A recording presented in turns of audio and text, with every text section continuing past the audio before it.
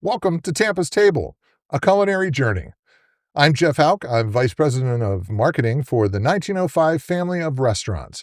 And today we're going to talk about concepts. And with me are the concept kings. We have Chef Ferrell Alvarez and we have Ty Rodriguez, both co-owners of the Powerhouse Group, which has birthed a number of different restaurant concepts in Tampa. Welcome, gentlemen. Thank you so much, Jeff. Good to have you back at the table. Always great to be here. Think of it as a second helping, as it were. So let's talk a little bit about Tampa flavors. We'll start out in a different vein here for a second.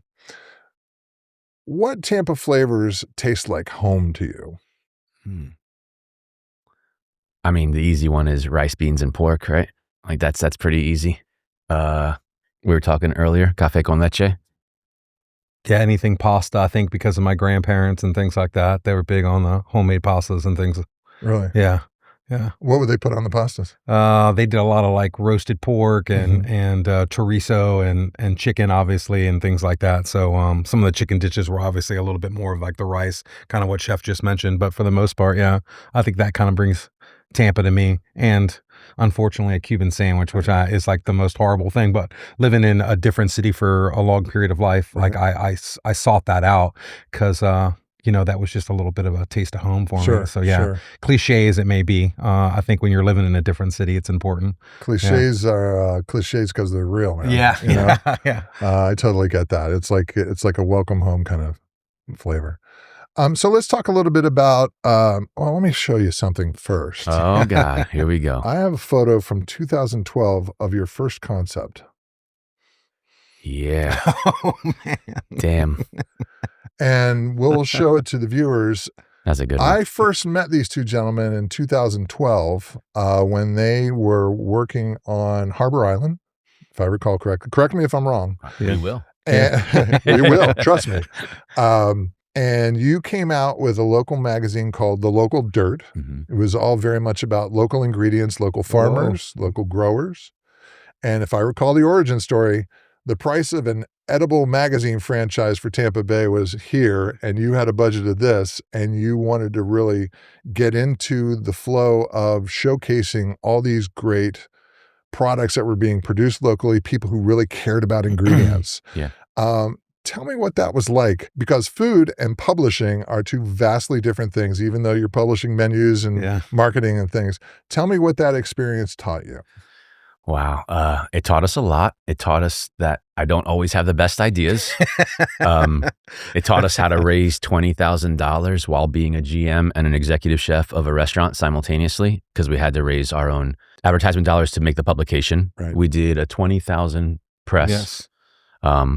We made one because we couldn't raise any. We were just exhausted from trying to raise all that money and beating down doors and phone calls with friends. And we learned about that side of business, which isn't really too nice to, you're just cold calling people and asking for money or asking friends for money. So that was a learning lesson, but it was cool, man. I mean, we had the idea while we were working, I think mostly because I was just like, nobody's putting attention on local farmers, farm-to-table restaurants. I think our cover story was the woolly pig from Torm Severson's farm in Pasture Prime Farm in Summerfield, Florida. Yeah. And I was using his pork. At that time, we were using the local scene then was probably more vast than it is now in regards to being able to get local products from farmers. So yeah, I wanted to showcase that because I felt like it wasn't being talked about a lot. And Ty was silly enough to get on board with me. That's the story of our lives, first and foremost. But but I also think it came at a really good time. I mean, this is right when I felt the farm to fork was hitting Florida and specifically Tampa. And I think Ferrell, at the time was like really almost going to the different vendors that he could and picking up stuff and bringing it to the restaurant and things like that. And that's how, the Rooster actually ended up starting too. Had an Xterra that he would drive around town and get. So I think we hit it at the right time. And I was actually surprised that people like bought in Do you know what I mean? It was Right. really like, it's not like we could show them something. It wasn't like, hey, this is our magazine. Yeah. The creative process was more of, we believe in you all, Right. so we're going to give you this money and hope that the product turned out. We even had a section in there. It was called From the Host Desk, where like I told a story about all the crazy stuff that happens, when you're working the host stand at the restaurants throughout the years. And so that was going to be like a recurring thing. But like Chef said, I mean, you can't be running a restaurant and then raising 20K and then. Well, you can. We I did mean, it. we can. It took a hell of a lot of work. The sustainability of it was a Sure. little too rough. Yeah. But I think to your point, and the reason I brought it up is you had to find investors for that. Yes. And I don't care if you're a hardware store, I don't care what you are, a restaurant, you have to find backers to get things off the ground. It's part of the process. There's no way of escaping it. Yeah.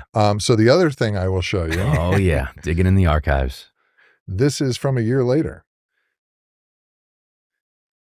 Oh, yeah. I Man. remember that one.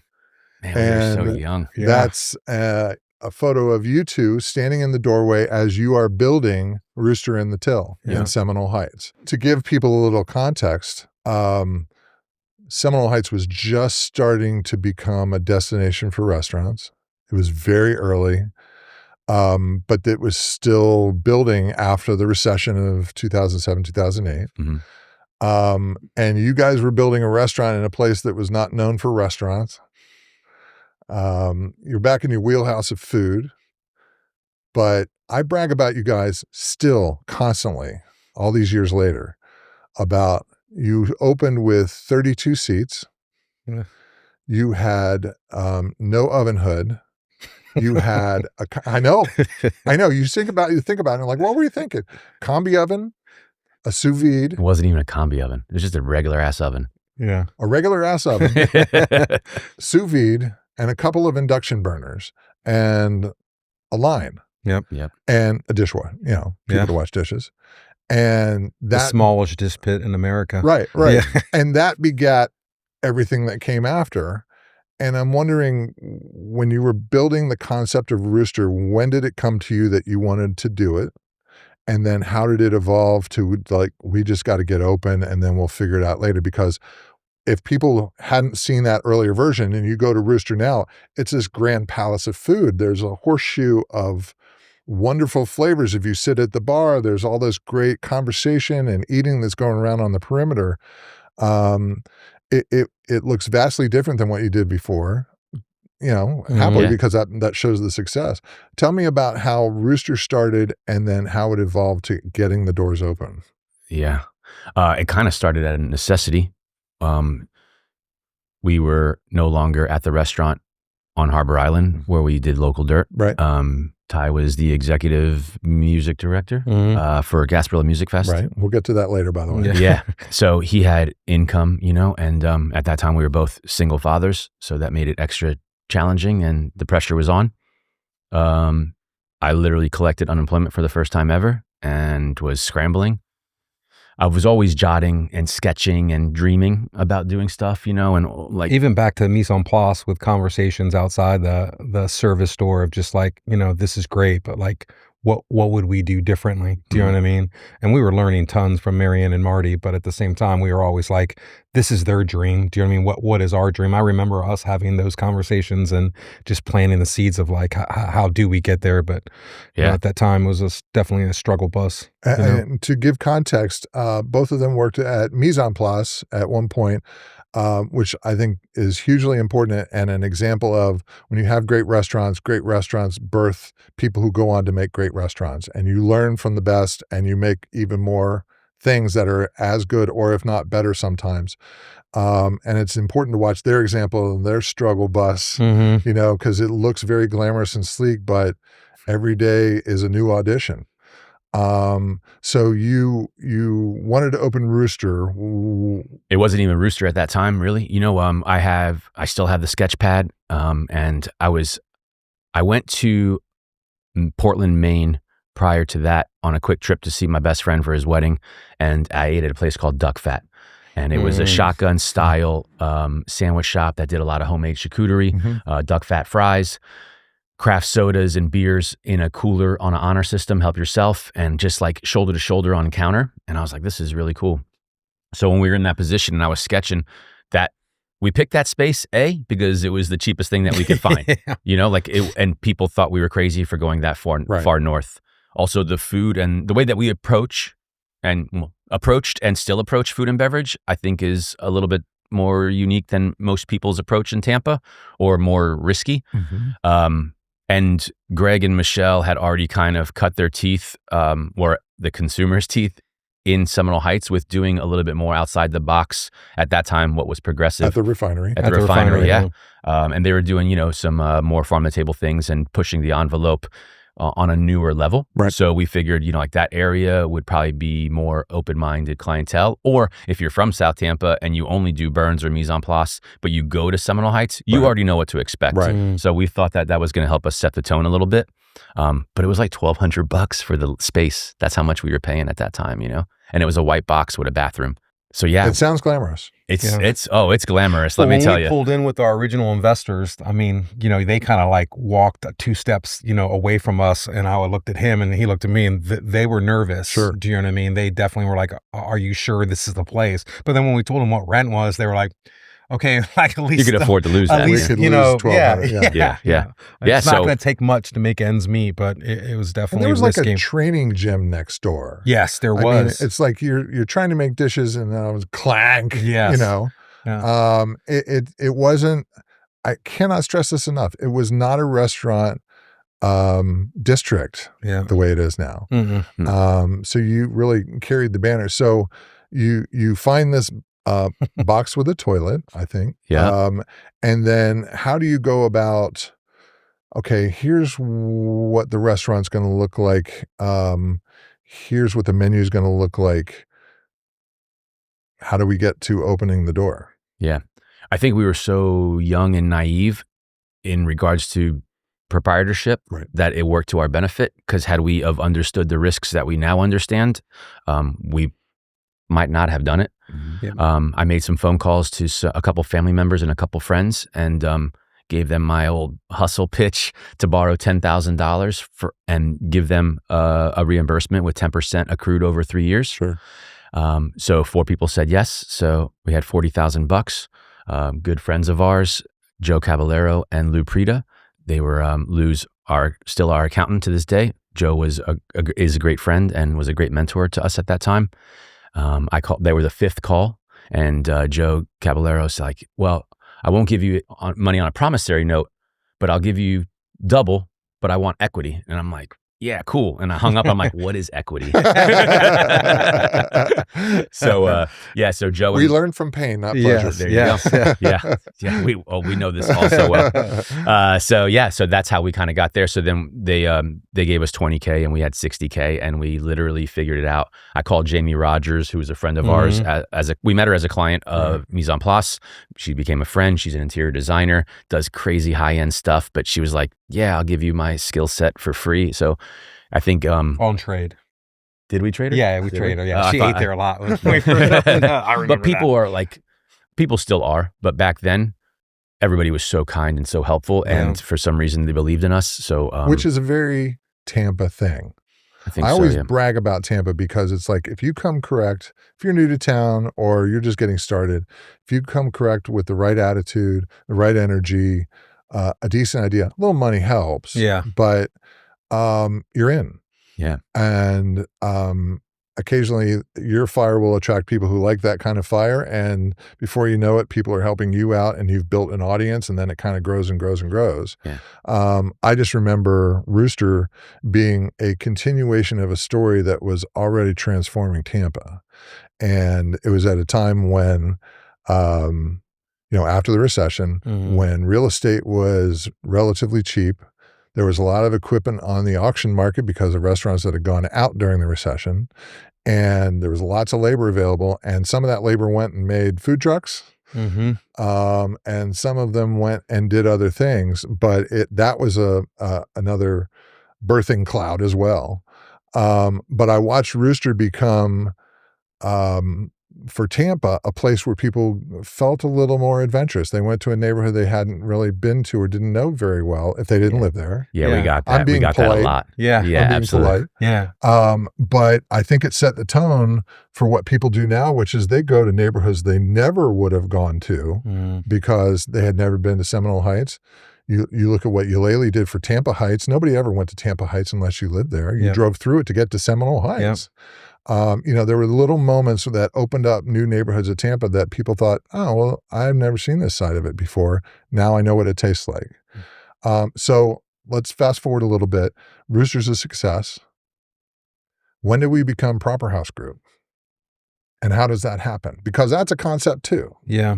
Well, we were Brothers Restaurant Group first. Yep. And then Proper House Group ended up taking over once we opened up Gallito, which was after Nebraska Mini Mart. So Nebraska Mini Mart opened up. Right. And then Gallito opened up 5 months later. And Gallito, for people who haven't been, is our taqueria in Sparkman Wharf. right. So that was the first location there. This is the big bang of Sparkman Wharf. This is before all the development. This was their breeding ground for other restaurants. Correct. And trying to find out maybe who's the real deal as far as operators and things like that. And of course, they had that grandiose plan. We were just like, all right, let's see if we can't make some cool tacos. And he was down for the street tacos and had gone to Mexico a bunch. So, he definitely had his ideas there. And then after that is when we reformulated as the Proper House Group to kind of keep that umbrella as a just key name. Well, it's funny because when I think about, when I tell people about Sparkman when they come in from out of town, I tell them, I said, the thing about Water Street is that they made Sparkman Wharf before they had put a shovel in the ground anywhere else. They put the heart in the body before they made the body. Yeah. And then they invited the Avengers of Food to come make cool ass food and like give people a place to gather. And it went from being a destination spot to being a destination spot and a neighborhood amenity. And then it became a laboratory for you. Yeah. And it's like, I know you've had a couple different concepts in there, and Dang Dude and all that. But that's the feeling of Sparkman, I think at its best is, well, I guess I could have a donut with that taco, and then I haven't had that pizza yet. Oh, you know what? I love Asian, you know? And it doesn't feel like a food court. It feels like a little bit of an experiment and a gathering place. So fast forward a little bit more, Ash, which is almost not, I don't say it's diametrically opposed to Rooster. Rooster's very neighborhoody. I would agree with you 100%. It's a style 180 to me. Tell me where Ash begins and how it opens its doors, because that's a fascinating story to me. Water Street, like many other things that happened in the past 20 years, is emblematic of people want food where they live. They want cool food. When they go to the airport now, they have 90 different local concepts to enjoy. When they go to the aquarium, there's good food. When they go to the Bucks game, there's good food. They expect that as part of the experience now. Water Street, I think, very wisely understood that was the heart, the street level heart of the development. So tell me about where Ash begins and how you get open. Similar to Sparkman's Wharf, the developer came to us and asked us if we were interested in participating. They wanted something, I think they viewed us as the local, more independent, even though Next Level is local, Casper Group's local. But so we're blessed to be able to say there's lots of local groups, by the way. There are. Yeah, absolutely. Yes. And that was not the case 20 years ago. There I were agree. independent operators, but not independent groups. Yeah. Yep. And so you could have gone and made more Roosters. Everybody would have been fine. It wouldn't have felt the same. Yeah. So how did you choose to do Ash and what that style is? And how do you describe Ash to people in that early concept? Yeah, I think we got there because of the district. We saw it as way more high end and luxury. So we thought that going in a different direction in regards to design would be beneficial, as well as with Alter Ego, our cocktail lounge next door. And then the way that we would describe Ash, we say that it's, modern Italian inspired. It's definitely not traditional. I always say that like we wave basil on top of something and we call it Italian. But the districts are curated by the developers so everybody's not doing the same thing. Right. We had to reconceptualize twice because of that. and it's all good. We rolled with our partners with SPP and conceptualized ash. It was going to be live fire, hence the word ash, burning wood. Right. We're going to do lots of seafood and vegetables off the hearth, but that was a liability with the residential building up top. Yeah. So they didn't want to go that route. So and people don't think about these things when they go to a restaurant. They don't know the backstory of, well, we wanted to do this. By the way, we had to go this direction. It's still going to be awesome, but we had to retweak a little bit. Yeah. Yeah. If everybody could tell their story, I think consumers would be more kind. Yeah. You know, because they don't, I mean, and you're talking about backing and stuff. It's the two of us, and it's Sean, and then Miles is a equity partner now. Yeah, and who Ash are your and other partners, Altering. if you could explain? Yeah. Sean Nugent is our partner, and that's kind of he came in during the development of Proper House Group when we launched Nebraska Mini Mart. So on concept and he's in two. the technology sector? Yes. Yep. Yeah, he owns New Gen Tech and Fusion Prep. We met him as a customer. Him and his brother come in a lot on $2 oyster night. We did $2 oysters and $2 Narragansett, if I remember correctly. Yes, sir. And so he would sit the there. oyster chart. Yeah, the chalkboard wall of just whatever was raw and fresh that day, whatever we could find around, you know. So he would crush oysters, and he and I would talk a lot. And then we went on a trip together to Seattle to do an installation of one of his technologies into a chef friend restaurant in Seattle. And in that conversation, he's like, hey, if there's any opportunity to buy in. So we wound up buying Joe and Lou out. And then we divvied up some more equity, brought Sean on board. And that's the short story on that one. Awesome. And also, then, too, what's interesting about that is, you know, the time between the Rooster and Nebraska Mini Mart, which is our second restaurant, opening up was 5 years. But then in the next 7 years, we've opened up 8 other concepts. Right. Yeah. So we went from like just honing the Rooster down, opening up Nebraska Mini Mart. And then once that thread was pulled, it was like, you know, just what's next? Like what more can we do? Well, you're branded Rooster, not to tell you your own brand, by the way. I'm Give it really to us. super good at that. let's go. Let me mansplain to you, Ferrell. Your brand was predictable unpredictability. Everything's fresh. The hospitality is warm. That translates whether you're in a container box or whether you're in a high-end restaurant. And that's what people know you for. There's always going to be a great drink attached to it. But you know that the service is going to be just bulletproof. And people like that part of the predictability, and then they like to be surprised when they get there. So I think that translates, especially when you're at Ash, because people expect heightened hospitality. Well, you're already there, you know. Tell me, beyond sort of the reconceptualization, tell me about what things you learned about Water Street's dining habits that say are different from Seminole Heights. A lot. Yeah, it's very different. The reason I say this is because I know with the Columbia restaurants, the diner at Sarasota is different from the diner in St. Augustine, who's different from the diner in Celebration. They all have different needs. And it's like, okay, how do I adapt to that? And, you know, with us, it's, you know, we have several concepts, but Columbia, people have an expectation of it. What's going to play in different places? Yeah. How did Water Street show what it liked versus where they liked it in Seminole Heights? Yeah. We learned quickly and the hard way. I think it's been I think we're on month 16 right now, 15, with Ash and Alter Ego. It's been a lot of assess and adjust. You know, we started with a menu culinary concept very similar to Rooster, straight shot menu, one column, our style food, and that did not hit. They wanted a little bit more approachability, a little bit of things that are more familiar, very social media driven in terms of trends. And that's not typically how we roll. So you had to learn. We had to learn. Definitely. Yep. We had to learn, and we also had to teach the consumer, and we're still teaching the consumer, which is always a constant, not battle, but it's always a task of ours. We've done it since day one, since Mise en Place, you know? We met 22 years ago at Mise en Place. That's where we met. He became the GM. He came down, interviewed from New York. I started off as a sous chef and then wound up becoming the CDC. 7.5 years there. I don't know, how long were you there? 6.5 years? Yeah. So I think you were there longer, 8 and 7.5. Yeah. So that's, you know, like we've been together forever. You know, like it's almost half of our lives, you know? But yeah, so just reading the clientele, we were surprised. But at that point you're like, what are you going to do? You know? And so we wanted to be able to maintain our own identity while still not being ignorant to business Sure. and the demand of the consumer. And I think that's where we're at now. I think the past 3-4 months have been really monumental for us. Right. We've finally gotten comfortable with ourselves there, with the menu. Chef Seth is on the helm now.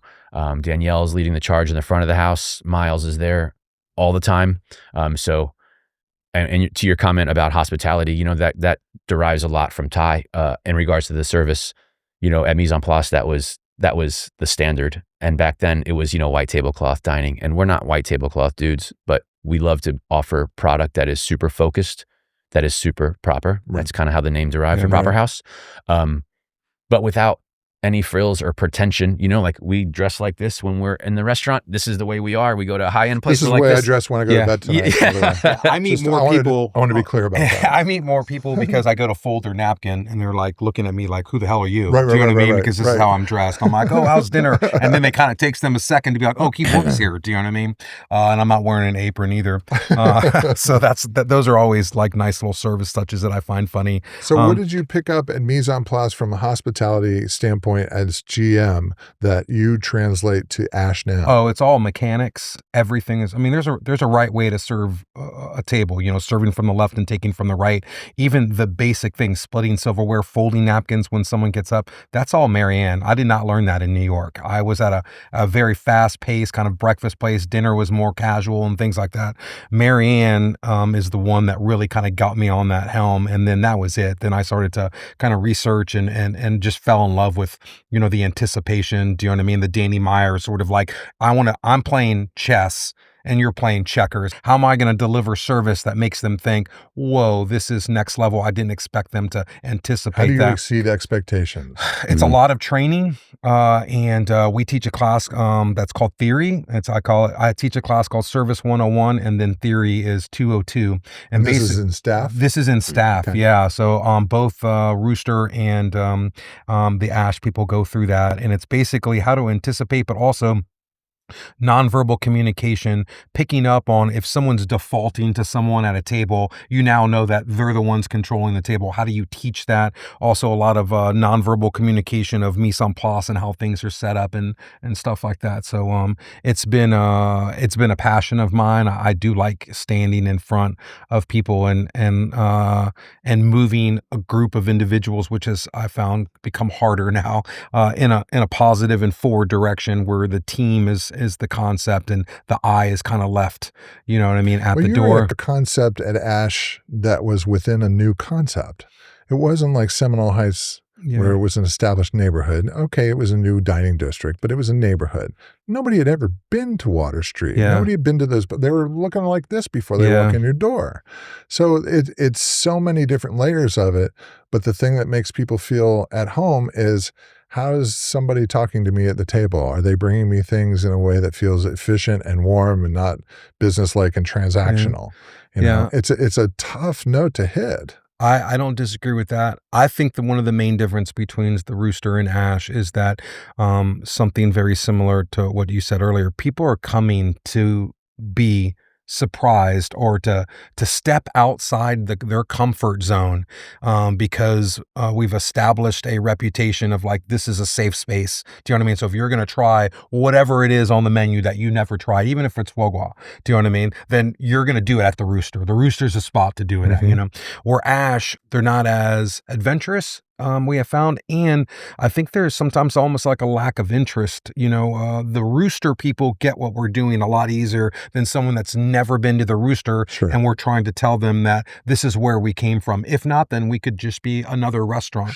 It's not until that knowledge is dropped of a culinary excellence and where we hold it, what's interesting about our drinks and our wine list, what's separating us from the other restaurants because you're in a nest of other restaurants. We are, and some really great ones, right. and we respect the people that are doing it, and I like it even more because there isn't any corporate people there, so that's really awesome. SPP has done an excellent job with that, but at the same time, we still have to differentiate ourselves from that. And if it starts with the service, we already know that the food is going to because of what Ferrell creates. So I think that if anyone did any sort of research going in, those are the ones that are like, man, this is great. But we have a lot of people that, quite frankly, they don't care. Okay. Do you know what I mean? Like So they're just hungry. Yeah, They they're want to just just get out and have food and get out. Yeah. And that's an okay thing. That's a function Yeah. that they're trusting you with. Yep. I always say people can make more money, they can work harder, they can get a second job. Don't waste their time. Yeah. They can't get that back.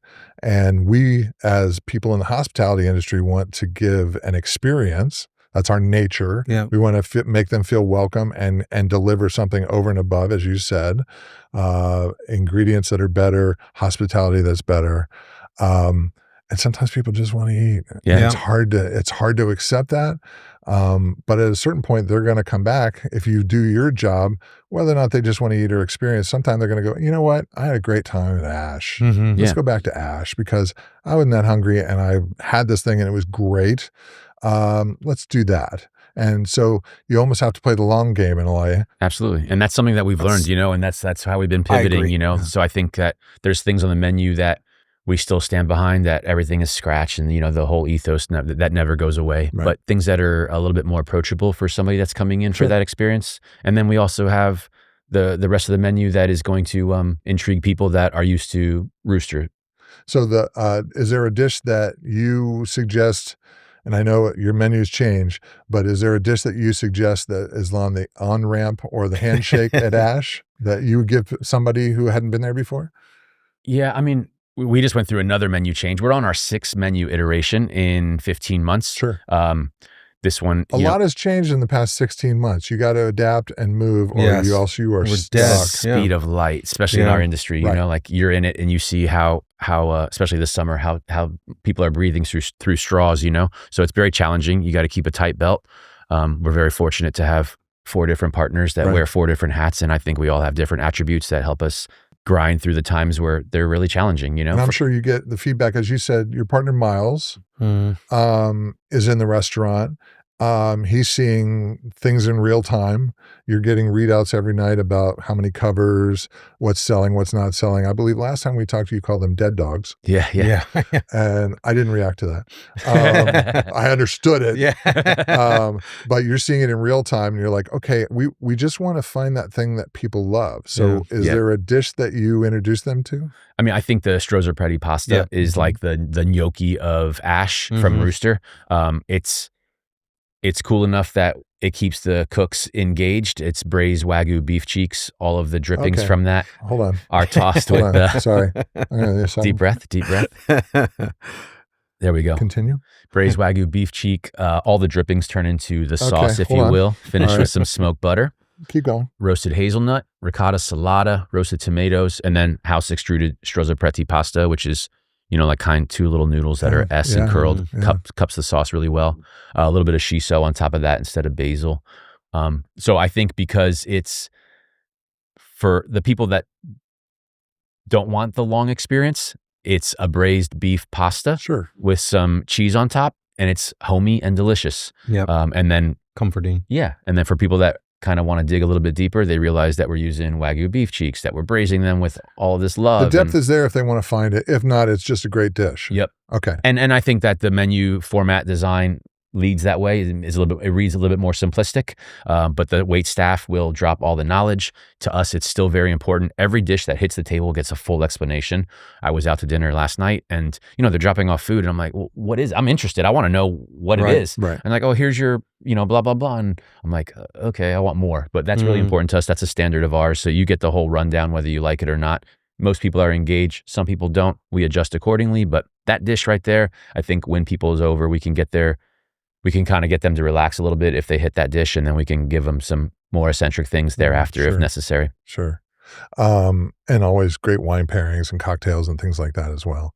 And that's related to the other question I have for you guys, which is when people are new to the area, what's the Tampa flavor that you really hope that they have that makes them feel like, oh, this is what the flavor of Tampa is? I mean, selfishly for us, it's Rooster and Ash, Yeah. or the fast casuals. Yeah. But I don't know. I think when you come to Tampa, if I'm sending people around, I'm telling them to hit up Roca. I'm telling them to hit up Burns. Right. I tell them to go to a lot of the Colombian spots that me and my father eat at. Sure. Things like that. That's what we really, when we're eating, we're not at Burns and But don't get me wrong, I like me some burgers. Yeah, we love it. But like most of the time, like we're eating like quick, more ethnic meals around. And I think that the city offers a great deal of good options in that lane. Because what I do is I take people to La Segunda and I get them a guava cheese pastry and I watch the confetti. And I'm like, you're anointed. You're in. And if they don't like that, I don't really spend a lot of time with them. With you. Same thing with the Cuban bread, you know.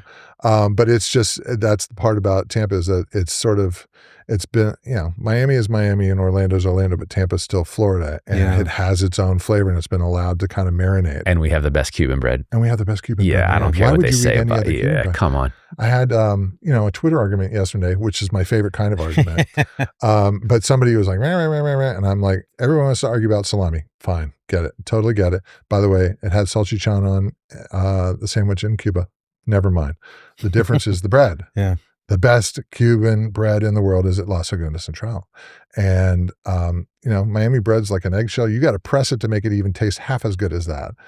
I have a friend who stops at La Segunda on the way out of town before she flies to Washington, D.C. She gets 6 loaves, 3-foot loaves as carry-on, and then she takes them home, slices them, freezes them, and then has them with her cafe con leche at home for a couple months until she can get back here. My grandmother lived on Anna Marie Island, and whenever we went there, that was her only thing. She's like, you can come, you can bring whoever you want, but like you're bringing Cuban bread, and she would freeze it. She froze everything, by the way. When she passed away, we cleaned out her freezer. My brother and I had a field day. I mean, there was stuff in there from the 60s, I think. I mean, she lived out there her whole life. But yeah, that Cuban bread in the freezing, that's it's fierce though, because my friend Barbara Cruz, who when we wrote the Cuban sandwich book, she was born in Cuba, raised in Miami, and now lives in Tampa. Prefers the Tampa Cuban. Her sister, when she visits from Miami, brings bread with her from Miami. That's how fierce it is in people's minds about what they love. Absolutely. And all I say is, these are first world problems. 100%. When you argue about bread, your life is blessed. Yes. Yeah, absolutely. So I have another question. Tampa devil crab or Tampa deviled crab? Ooh. That's your lane. I've always said, devil. Okay. Yeah. All right. Yeah. Because there's a place that has deviled on the outside of its building, and I swear if I get like one too many beers in me, I'm going to get a white paint, and I'm just going to it is. I'm fierce about devil. It's devil. That's what makes it cool. Yeah. Nobody deviled is great, but devil is better. Yeah. Okay. That's the way I was raised. Yeah. Devil crab. Yeah, for sure. So not to ask you about future concepts, but you're still building. I mean, you have Ash. What's next? What do you see? We see us continuing to focus on Ash and Alter Ego. It's funny because when we opened up Ash and Alter Ego, literally same day, someone should have raised their hand in that meeting. Yeah, been like, But in 12 months, we opened 4 concepts: Ash, Alter Ego, and then another Gallito and another dang dude in Trinity at the Collective. You're in Lakeland. We're in Lakeland and Trinity. At the Joinery, yes, sir. So right now we have 9. Sadly. I don't want to pour water on your table, but Mini Mart shuttered a few months ago after 6 years. So that was our first closure in the company. So now we have 9 concepts that are operating. But I said to them when we opened up, I was like, I do not want to do a full service restaurant ever again. And I might be able to be convinced, but it's just so much work. Really It's so hard nowadays, especially with real estate pricing and pricing in Tampa. It's crazy hard, and everything about it is challenging. It always has been, but I truly feel that nowadays it is significantly more challenging. Well, I look at 2007, 2008, and the weak went away and the strong got stronger, but it did force people, because of the difficulty, to be better at what they do. And we saw tremendous growth after that. And that's my hope, is that there will be tremendous growth after that.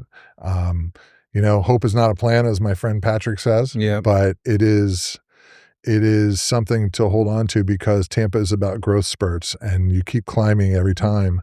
And you and I can sit here and talk about what we thought might happen in 20 years ago. None of us could have ever predicted any of it. Very true. No. Yeah, absolutely. Very true. And, I think about Water Street. There used to be a lot of people who come to town and say, I'm going to do big things. And then they thought money would rain down on them. And then it never happened. And now we're in a trend where people like Jeff Vinnick and Daryl Shaw are bringing money to the table and saying, we're going to do big things. And now, partially because of Water Street and other things before it, we're seeing new concepts, new birth of businesses, and new neighborhoods in a way that Tampa hasn't seen in probably close to a century. That's what I was going to say. As you're saying that, I'm thinking what's also cool about the big developments is our friends that are now doing smaller things on the surrounding areas, because it gives them an opportunity. I think the affordability is still there. Sue's with Laura in Ybor City, for example, Efren and Sandra with We Vegan. You know, like the list goes on and on about the Ferrell and Ty's from 13 years ago. And we get to see that now. And it's really fun supporting some of those younger people doing some of the more independent, unique things and creative things on the outskirts of the bigger developments. That's a great point. Yeah. You see, I noticed there's a little pod happening over a little bit on in Tampa Heights, where there's like Noble Brew, and there's a place called Burdett's, which is like an arts and crafts and food place. Yeah. You know, there's like they can't make it downtown, but they're going to be right toward the edge of it. Yeah. And it's the stuff on the periphery eventually fills in. You look at Cass Street, you look at all these great little non-food rows that are all sort of organically happening, like Seminole Heights. 100%, man. So all we can do is look at that and say, okay, things want to grow. You know? Yeah. Anyway, you guys have been great guests. I want to thank you for being here. I hope we get to do it again. It's always a great conversation. Thank you so much, Jeff. Thanks, Jeff. Appreciate you. Thanks for watching this episode of Tampa's Table, A Culinary Journey. Be sure to follow us at Visit Tampa Bay and tag us whenever you want to show us some cool food that you enjoy.